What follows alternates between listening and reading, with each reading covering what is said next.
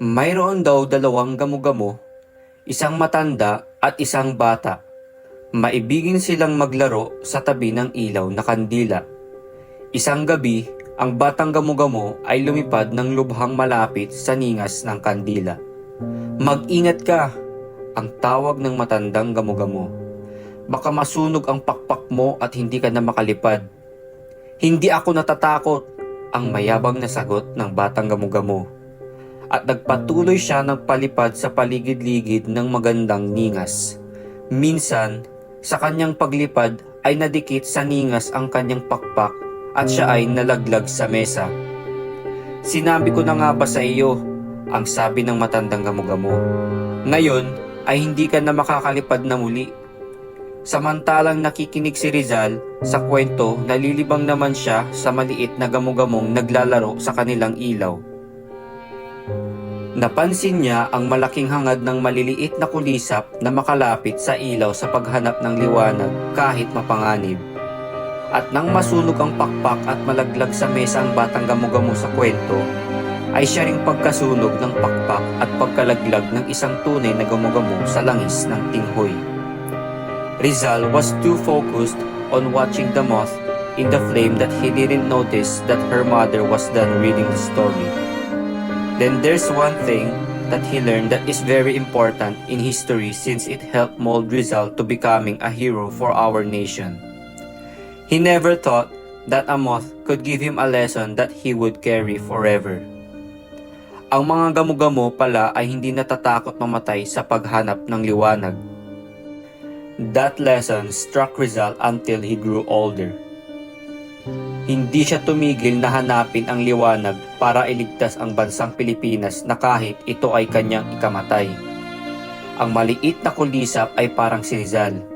Hindi siya natakot lumapit sa liwanag kahit na marami pang banta o balakid ang naroroon, kahit pa ito'y ikamatay niya.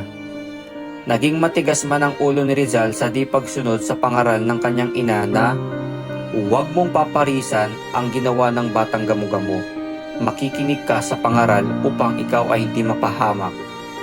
Ngunit ito naman ang nagturo kay Rizal upang maging matapang sa pakikipaglaban para sa kanyang inang bayan.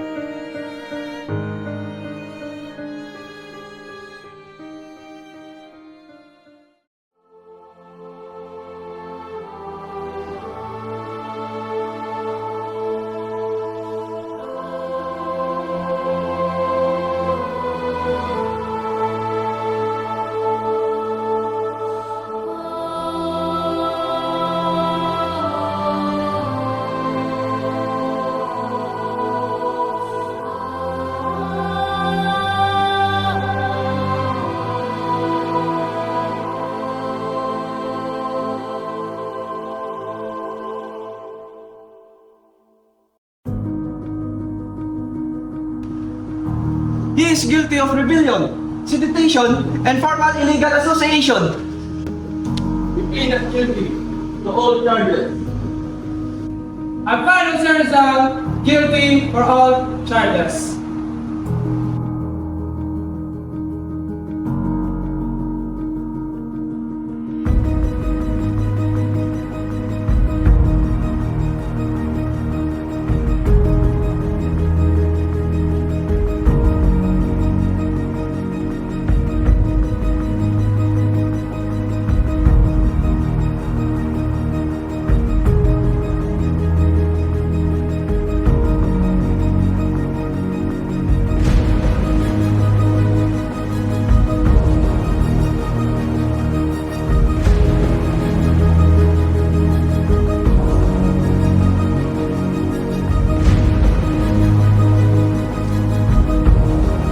There is something inside.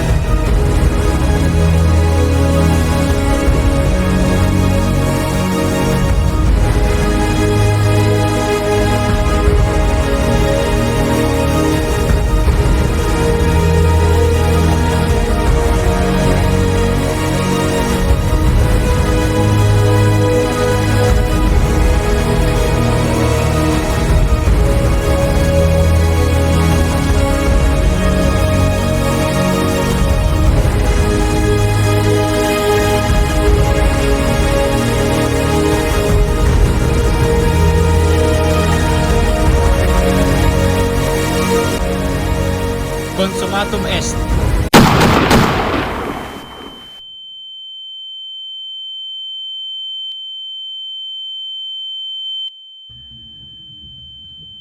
Viva Esparta!